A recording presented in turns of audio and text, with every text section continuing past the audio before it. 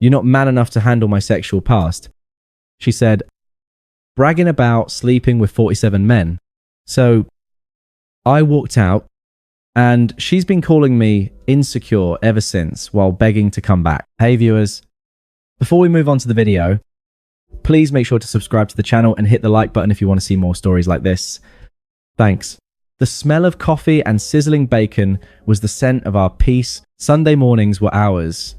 No work emails, no frantic schedules. Just the quiet hum of the city outside our apartment and the soft sound of whatever indie playlist I had going. I stood at the stove flipping pancakes, content in the simple domestic rhythm of it. Sarah was curled on the couch, bathed in a square of morning light, her phone casting a bluish glow on her face. She'd been like that for an hour, scrolling her thumb in endless mechanical motion. There was a tension in her shoulders that had been there for a couple of weeks. A subtle stiffness when I touch her back, a shortness in her. Replies, I'd written off as work stress. She was in marketing. Her job was a constant performance. I figured she just needed to recharge. I plated the food and brought it over, setting her plate on the coffee table. Fuel for your scroll, I said, leaning down to kiss the top of her head. She barely acknowledged me, just gave a non-committal hum. I sat in the armchair across from her, digging into my own breakfast. I love these quiet moments. I thought they were the foundation of us. The loud, passionate stuff was for movies. The comfortable silence, the shared space, this was real. After a few minutes, she put her phone down with a sigh. Miranda is having her birthday party at the Vanguard next Saturday. We have to go. The Vanguard, a pretentious, overpriced club where a bottle of water cost $15. I grimaced. Oof. That place is a wallet emptier. Can't we just meet them for drinks after? Somewhere a human being can afford to breathe. Her eyes flickered up to me, sharp and unamused. It's her birthday. We can't just meet them after. It's rude. I'm not being rude. I'm being practical. I said, trying to keep my tone light. We're saving for a down payment. A night at the Vanguard is a month's worth of groceries. It's just not a smart financial decision. That word again. She said, her voice dropping, losing all its warmth. What word? Practical. Smart? She said them like curses. Is that all you are? A spreadsheet with a pulse. The attack was so sudden, so venomous. It threw me. Where is this coming from? I'm just being responsible. What's wrong with being safe? With making sure we have a future safe? She let out a short, bitter laugh. God, you're so safe. It's suffocating. You play life on the easiest setting. You have no edge. Alex, no fire. I felt my own defensiveness rise. Hot and sharp. This wasn't about a party anymore. This was about me. What does that even mean? Because I don't want to blow $200 on cover charges and cheap vodka. What kind of edge do you want? Should I go rob a bank, get into a bar fight? What? I was yelling now. My confusion, curdling into anger. She looked at me, and for a second, I saw something terrifying in her eyes. Pure. Undiluted contempt. It was like she was looking at a bug she'd found in her salad. A real man. She said, her voice low and precise, each word a carefully aimed dart. Has experience. He has stories. He knows how to handle a woman who's actually lived. She let the word hang in the air. A universe of dismissal in a single syllable. You're not man enough to handle my sexual past. The words didn't just land. They detonated. The air was sucked from the room. The cozy apartment. The Sunday morning peace. The future I thought we were building. It all shattered into a million silent, screaming pieces. I just stared at her. My mind, a white-hot blank. I couldn't form a thought, let alone a sentence. She saw my speechlessness and mistook it for a victory. Smoke. Ugly little smile twisted her lips. She leaned forward, eager to twist the knife. Now that she knew it had found its mark, there were 47 of them. Alex, 47. She said the number with pride, like it was a high score. I lived a whole life before I settled down with you. I had adventures. You can't even imagine I've done things, been with men who had real passion, real danger about them. And you're just this. She gestured at me at the apartment, at the half-eaten pancakes, encompassing my entire world. In a single contemptuous sweep, I was a placeholder, a blend, safe harbor. After a storm of 47 adventures, the man she settled for, the calm that settled over me then wasn't peaceful. It was the dead, hollow silence at the heart of a detonation. The pain was so immense, it had already bypassed my nerves and become a simple, factual truth. It was over. I looked at the woman I loved, the woman I planned to marry, and I saw a stranger, a cruel, small person who got her power from trying to break others. And without saying a word, I stood up and walked away from the table. The world had narrowed to a single high-pitched tone in my ears. The cozy apartment, the morning sun, the smell of coffee, it all became a diorama behind a thick pane of glass. I was on the outside now. I had just been evicted from my own life by a single vicious sentence. 47. Settled. You're just this. The words weren't just insults. They were a key turning a lock I never knew existed, revealing a door out of a prison. I hadn't realized I was in. The pain was there, a white-hot brand, searing my heart. But it was instantly cauterized by a clarity, so cold it was almost peaceful. I didn't look at her. I couldn't. Looking at her would be to acknowledge the person I thought she was. And that person was a ghost. Instead, I looked at the space we shared, the couch we'd picked out together, the bookshelf we'd assembled, the photo of us on the beach. It was all just set dressing for a play that had just ended in the middle of the second act. I pushed my chair back from the table. The screech of wood on hardwood was the only sound. I walked past her, my movements fluid and deliberate, as if I were moving through deep water. I entered our bedroom, and went to the closet. My old army green duffel bag was on the top shelf, buried behind spare pillows. I pulled it down, the dust motes dancing in the sunbeam from the window. I unzipped it. The sound was loud in the silence. Then I began to pack. I wasn't frantic. I wasn't throwing things. This was an exhumation. I took my jeans, my t-shirts, my sweaters from the dresser we shared. I left the shirt she bought me for my birthday. I took my work suits from the closet. I left the silly tie she said, made me look like a librarian. I was curating the museum of my own life, deciding what artifacts were truly mine. From the bathroom, I took my toothbrush, Mirazor, the cologne I'd worn since college. I left the fancy face cream she'd insisted I try, the shared bottle of shampoo. I was erasing my presence, molecule by molecule. I could feel her watching me from the doorway. Her smugness had evaporated, replaced by a confused stillness.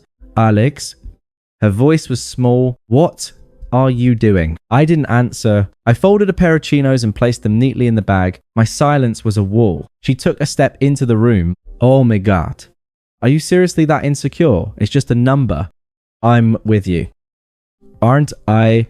Her words bounced off the calm that encased me. Insecure. She was trying to frame my departure as a character flaw, a failure of my masculinity. It was the only script she had. I continued packing, adding my laptop and charger from the nightstand. Her confusion curdled into panic. You're really going to walk out? You're really going to leave because you can't handle that I had a life before you? Her voice rose, sharpening with disbelief. Oh, that's pathetic.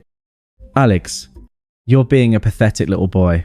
Pathetic. The word hung in the air, but it had no weight. It was just a sound. I zipped the duffel bag closed. The finality of the zipper's rasp was my only reply. I stood up, slinging the bag over my shoulder. It was heavy, but it felt good. It was the weight of my freedom. I turned and finally looked at her. She was blocking the doorway. Her face, a mask of anger and dawning horror. She was waiting for a fight, for tears, for anything that would prove she still had power over my emotions. I didn't give it to her. My gaze was flat, empty. There was no anger there. No hurt she could use as a weapon. There was only a profound, unbridgeable distance. I saw the exact moment she understood. Her eyes widened slightly. This wasn't a negotiation. This was a conclusion. I walked toward the door. She didn't move. forcing me to brush past her. The brief contact made her flinch. I walked through the living room, past the cold pancakes, past the ruins of our Sunday morning. I didn't look back. I opened the front door and stepped out into the hallway. The last thing I heard was her voice, shrill and breaking. Fine. Walk away, you coward. You were never enough for me anyway. The door clicked shut behind me. The sound was soft, gentle, even, but it was the loudest, most definitive sound of my life. It was the sound of a life ending, and another one, harder and quitter. Beginning, the first few days were a numb, grey static. I crashed on my buddy Mark's couch. The duffel bag slumped in the corner like a corpse. I didn't cry. I didn't rage. I just existed. The number 47 played on a loop in my head, not as a point of pain anymore, but as a puzzle. What kind of person keeps count? What kind of person uses it as a cudgel? The more I turned it over, the more the weight shifted from my shoulders to hers. It wasn't a trophy. It was a ledger, a record of emptiness. I blocked her number, her socials, every digital tether. It wasn't an act of anger, but of surgery. I was cutting out a necrotic limb to save the body. Her first attempt to suture the wound came a few days later, a text from an unknown number that could only be her. Unknown. Alex, I'm sorry. I was mad. And I said something stupid to hurt you. You're overreacting. Can we please talk? I read it. My heart. Adormen Volcano. Overreacting. She was still framing my departure as a hysterical response. A flaw in my programming. She wasn't sorry for what she said. She was sorry I'd called her bluff. I deleted the message and blocked the number. A week later, a voicemail landed on my work phone. She must have looked up the main line. Okay, fine. I get it. You're hurt. Her voice was tight, strained. But you walking out just proves how insecure you are. A confident, secure man wouldn't be threatened by a number. He'd be proud. He was the one I chose. Your insecurity is what's pathetic. Not me. Call me back.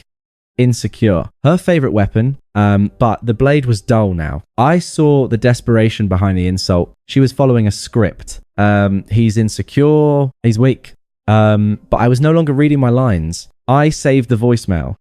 Not as a memento, but as a benchmark, a recording of the moment her confidence began to crack. The text started again from another new number. 2 weeks in, unknown. Alex, it's me.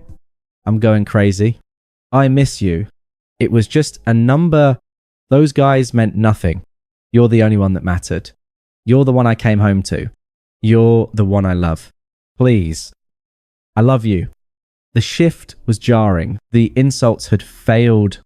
So now came the love bombing. The nothing she bragged about was now a nothing. She expected me to forgive, but the word love felt like a foreign language. You don't deliberately incinerate someone you love. I didn't reply. The silence was my answer. I started rebuilding. I went to the gym, channeling the confused energy into iron and sweat. I buried myself in work, taking on projects I'd been too comfortable to pursue before. I reconnected with friends, the ones she'd always subtly mocked for being unambitious. Their loyalty was a quiet, steady thing. They didn't ask for details. They just offered a beer, a game of pool, their presence. The internal shift was complete. The hurt was gone, replaced by a distant academic pity. Sarah wasn't a villain. She was a tragic figure. The woman who built her identity on a body count was now realizing that numbers provide no warmth in an empty bed. Her empowered past was a ghost town, and she was the only one left in it. A month after I'd left,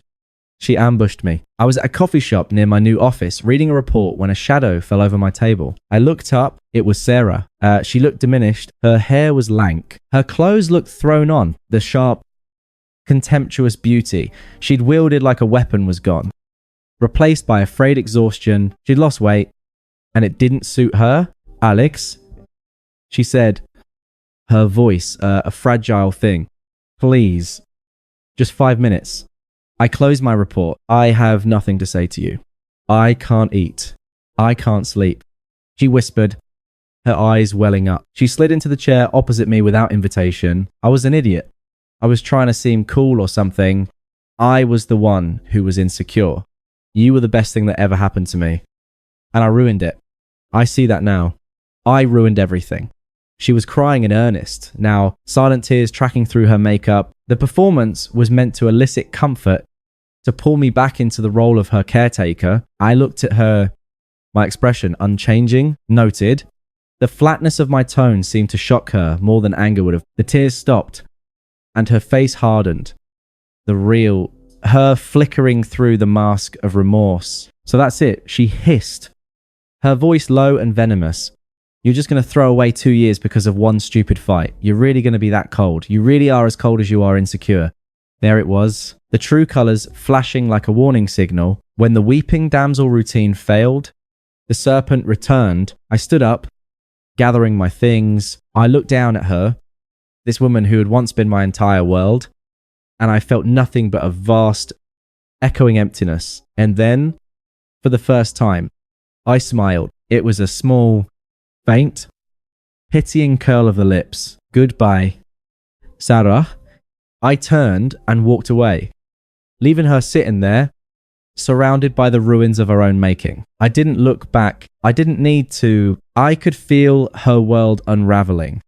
And the sound was like silence. The silence after the coffee shop was the most peaceful of my life. It wasn't the absence of sound, but the absence of her, the constant low-grade static of her presence in my mind had been switched off. The world seemed sharper, the colours more vibrant. I was free. I focused on my new life with the same methodical precision I'd used to pack my duffel bag. The new apartment wasn't just a place to sleep, it was a sanctuary. I filled it with art. I liked books I wanted to read, and a silence that was mine alone. Work was no longer a job. It was a craft I was mastering. I started dating, not with the desperate energy of someone trying to replace a loss, but with the casual curiosity of someone exploring a new city. I met a woman named Elena, a graphic designer with a quiet confidence and a laugh that didn't feel like a weapon. We took things slow. It was easy. Sarah and the number 47 had become artifacts from a previous era. They held no emotional charge. They were just data points in the history of how I became who I was. Now, the only loose end was a small box of my mail that was still being delivered to the old apartment. I'd been putting it off. But after 2 months, it was time to sever the last physical tether. I unblocked her number, a clinical administrative decision, and sent a single neutral text. I have a parcel box at the main post office. I'll text you the details. Please forward any remaining mail there. This will be my final message. I sent the address and reblocked her. The entire transaction took 15 seconds. I felt nothing. Less than a minute later, my phone rang, an unknown number, but I knew I felt a flicker of annoyance, like a mosquito buzzing in a quiet room. I considered letting it go to voicemail, but I knew this was the final ghost that needed to be exorcised. I answered for a moment. There was only the sound of ragged breathing. Then, a broken whisper, "You win." Her voice was raw, stripped of all its former sharpness. "Okay, you win. I'm nothing without you. I'm so alone. The girls, they don't get it. They think I'm dramatic. My family, they just look at me with pity. I have no one." I said nothing. I let the silence on my end be a canvas for her despair. Those 47 guys, she sobbed the number. Now, a confession, not a boast. It was the biggest mistake of my life. They were nobody. They used me, and I let them because I thought it made me powerful. It didn't. It made me empty. You're everything. You were the only real thing. Tell me what to do. I'll go to therapy. I'll never say anything like that again. I'll do anything. Just please don't leave me in this silence. I listened to the entire performance, the full arc from surrender to begging. There was no satisfaction in it. No Schadenfreude. It was just noise. When she finished, the only sound was her wet, shaky breaths. "Sarah," I said, my voice, calm, clear, and utterly devoid of emotion. It was the tone of a librarian, stating the closing time. She inhaled sharply, as if my saying her name was a lifeline. "You need to understand something." I continued, "This isn't about winning. It wasn't a competition." "Then what is it about?" she pleaded. "It's about cause and effect.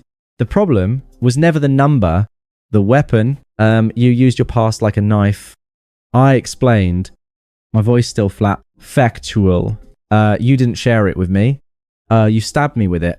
And you were shocked when I didn't stick around to keep getting stabbed. That isn't insecurity. That's self-preservation. But I didn't mean it like that. It doesn't matter what you meant. I cut her off. Not with anger, but with finality. It only matters what you did. You call me insecure for walking away from disrespect. I call it having self-respect. And I've built a life now where that number, that night, and you are completely irrelevant. The word hung in the digital space between us. Irrelevant. It was the truest, most devastating thing I could have said. I don't believe you, she whispered, but it was weak. She could hear the truth in my voice. You don't have to. My peace isn't your business anymore. The chapter is closed. Do not contact me again. There was a choked sound. Au final, gasping breath from the woman I used to love. I ended the call. I didn't block the number. I didn't need to. The conversation was over. The connection was severed. I placed my phone on the counter and looked out the window of my apartment. The city lights were beginning to twinkle in the dusk. Down on the street, I saw Elena walking toward my building, a smile on her face. As she looked up and saw me, I smiled back. Then I turned and went to answer the door, leaving the ghost of Sarah and her 47 specters in the silent, indifferent past where they belonged. Thanks for watching. Make sure to subscribe to the channel and hit the like button. What do you think about this story?